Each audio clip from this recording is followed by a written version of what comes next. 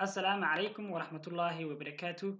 إن برشة اللغة العربية ما في سكيدا أينو عشر كان كهرية إنه قادناي إنه مركز كهذا اللي إن موضوع أنا كهذا اللي هيد أحاديث ده سيدا هكا كمقطع صالحان مربا مركا كدام بيسو أو تسي قادتو إن برشة ما في سكاد وحوجا كبرتو عشر كي أد ما في سكاكو برتي مركز كهلا قبضتي قريتان كي سيو إن qaabkiisa aad la qabsato cashar ka badan ayaa ma garanaysaa kusii samaynaysaa. Iminka tusaale ahaan shalay toole axaadiista kala duwan ayaynu soo qaadanay aynu ma garanaysaa maafiska luqadda carabiga sida looga barto ee loo qoro aynu tusaynay oon tusaale ahaan kusoo wada qaadanay. Markaa markaad kusoo samayso practicalkii aad la soo qabsato waa ina cashar ka badan heshaa. Marka casharkii maanta casharkii ka yar kordhinaynaa waxaanu ku qaadanaynaa inuu tusaale ahaan halkaa ka soo baxay waxa weeyaan asmaa'ullah amba waa asmaa'ul xusna halkaa ka muuqda. Asmaa'ul xusna way markaa way ka sii badan tahay. Iminka asmaa'ul xusna way ka badan tahay casharkii axaadiista way ka badan tahay halkaa ka muuqda.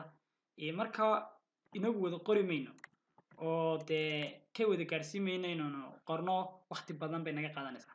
Laakiin qofka baranaya luqadda carabiga ayaa muhiim u tahay inuu ku soo celceliyo si loo qoro casharka uu casharka qaato uu casharka ku celceliyo uu ku sameeyo practical badan si uu hadhow u ma garanaysaa casharo badan u qori karo. Marka inagu wada qori mayno dee laakiin waxa muhiim ah qofku inuu ku celceliyo barashada maafiska luqadda carabiga qaybtan.